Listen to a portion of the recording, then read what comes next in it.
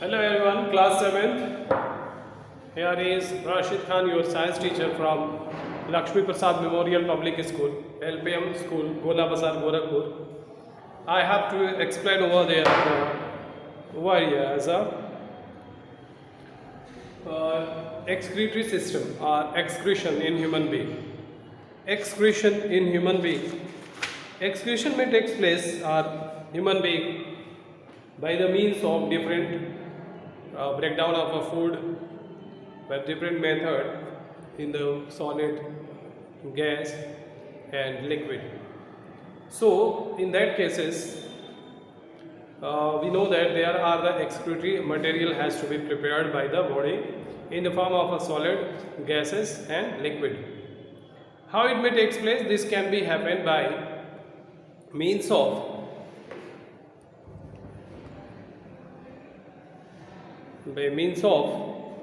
the respiration, by the process of a respiration, by the breakdown of the food material, by the breakdowning of the fat and glucose as well.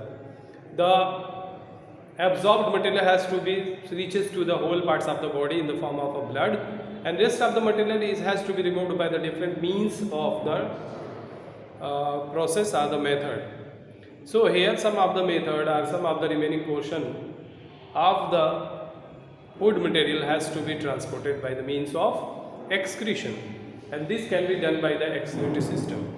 So first of all, the major waste product formed in the human body are carbon dioxide, water, urea and the sweat and feces as well. So the carbon dioxide and water is removed. Carbon dioxide and water is removed by our lungs. Carbon dioxide and water is removed by our lungs. This is produced during the process of respiration and during the oxidation of the food or breakdown of the fat and glucose as well.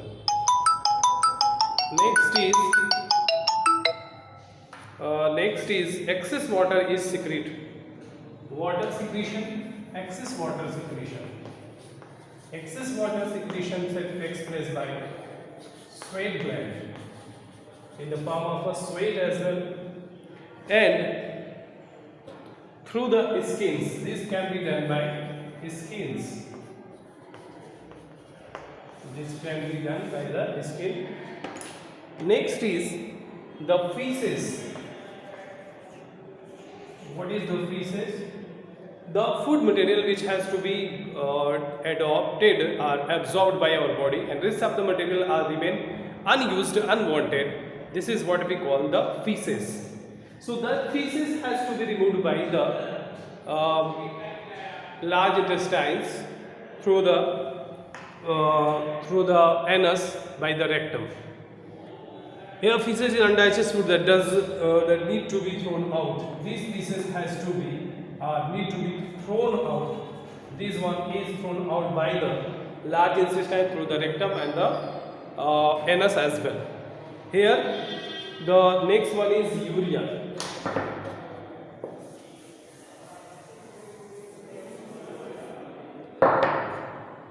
Urea.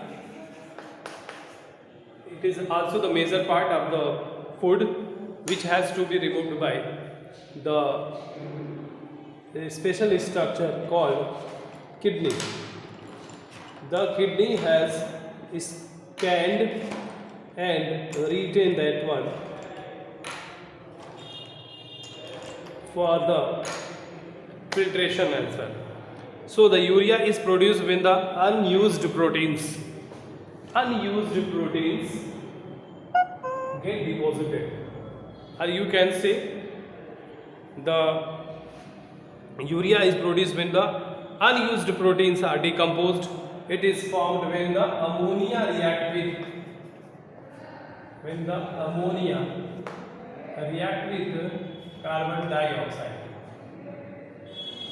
So the urea is formed, and it has to be removed by the excretory organ. This excretory organ functions as in our body functions as a excretory system. So we'll know about that the important organ for which the important function has to be brought about. Here is lungs help in the excretion of respiratory wastes. Lungs help in remove of carbon dioxide and water. The lungs are the respiratory organ. This is responsible for carbon dioxide and removal of carbon dioxide and water. Large intestine is involved to facilitate the removal of feces, excretion of feces with the help of a rectum by the means of an anus. A rectum and anus, which is present in large intestine, which has to be removed. The feces has to be removed. Next is skin help in the excretion of sweat as well as the salt, some urea and excess water. Sweating also keeps us our body cool during the summer or hot days. Kidney. Now the term is kidney.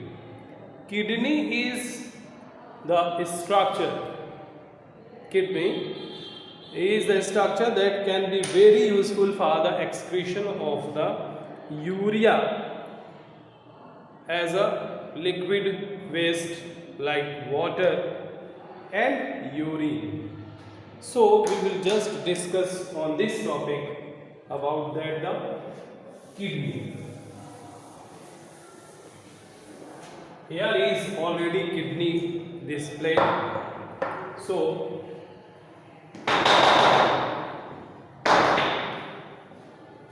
we will know about that the kidneys as well.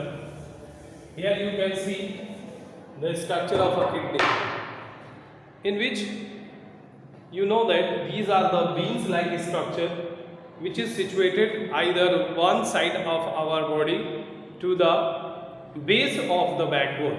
It is a bean-like structure. That is, this is what we call. This can be called as these are situated, are positions at the level of the backbone. Here is the two bean-like structure that is responsible for excretion of the urine or the urea as well. These are at the level of the waist on the either side of the backbone. And these are bean-shaped, brick red in color. Bricks red in color. And here you can see these are the arteries and the veins. This has to be supplied and a return of the blood in the form of oxygenated and deoxygenated blood. It is weigh about 150 gram each kidney. Each kidney is made up of the thousands of the nephron in it. Thousand of the nephron, which is made up of the tubular structure, very fine tubular structure that is responsible for excretion. The blood reaches the kidney. It contains both useful and harmful substances. The useful substance gets separated by the means of filtration, and the other are revert back into the blood, and the funnel-like structure of nephrons act as a filters. Funnel-like structure called as a nephron, which is act as a filter or the filtering unit. Nephron is also called as a filtering unit or a filtering device that can separate the harmful material from the bloods. All the outlets of the nephrons of the both sides, the kidney join the perform to two tubes known as a ureters, and the yellowish liquid known as a urine is passes through the ureter into the urinary bladder as well. The urinary bladder, here is these kidneys is responsible to what? There is a number of nephrons. These nephrons are thousand in number in both kidneys. That is responsible to filtrate as a having a bowl-like structure, which is called as a filtering device or filtering unit in the case of a nephron. I will draw the picture and show you again. These can be responsible, and then one, this is the ureter, which has to be make up to the urinary bladder. This can be make up what? The urinary bladder. It has to be brought about by the kidneys through the ureter and just meet to the urinary bladder. There is a storage of a urine takes place, and urethra is responsible for to compel or repel or to expel the liquid waste to the outer side of the excreta. Here is the nephron. I will tell you about what is the actually nephron structure and what is the main function of the nephrons. So you know very well, here is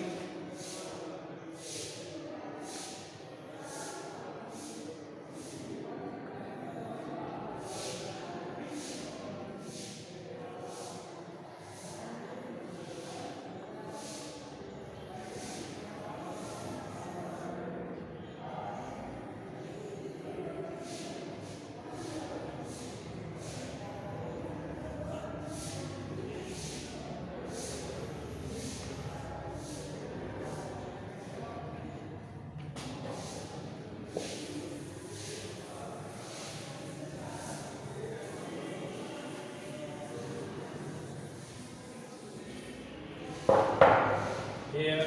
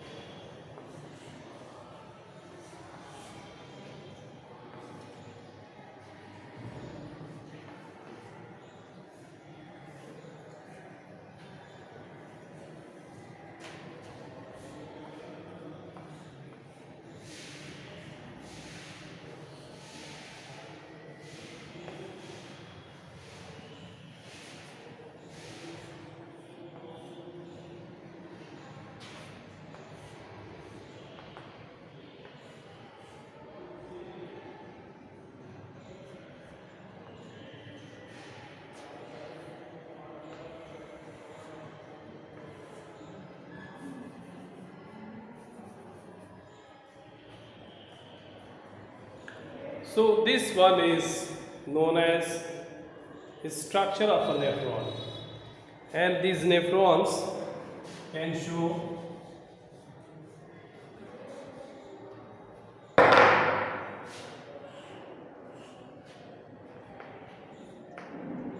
this one is afferent arteriole and this one is efferent arterioles. Afferent, that means afferent arterioles. Afferent arterioles is responsible to carry the blood. These blood are get accumulated over here and filter through the tubules or bowl-like structure, which is called as Bowman's capsules. Bowman's capsules. Here is filtration of water takes place. Here is filtration done,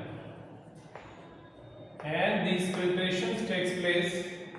The rest of the material will move out in the form of a waste material.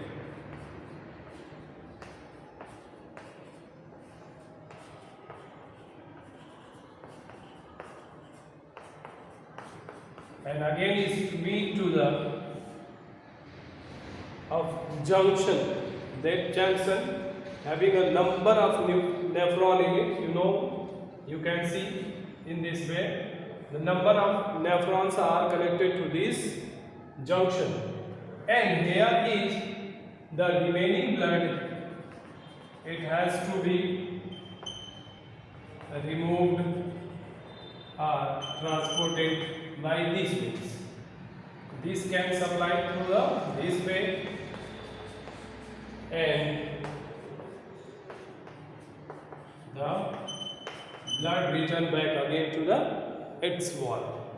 So here is the Bowman's capsule through which the filtration takes place from the filtering device, and these remaining portion, that is the excess amount of water, it gets transferred to the nephron or to the junction by the means of PCT, that is proximal convoluted tubules, and then it reaches to their distance level, that is known as PCT, that is distal convoluted tubules. There are the two types of structure which can be a very grooms like or a very coiled like structure, which is known as, this one is called as a PCT, which is proximal convoluted tubules, and that one is called as a DCT, distal convoluted tubules, which is just nearer to the junction. That one is called distal, and which is just nearest to the we can say the Bowman's capsule. This one is called as a convoluted, proximal convoluted tubules.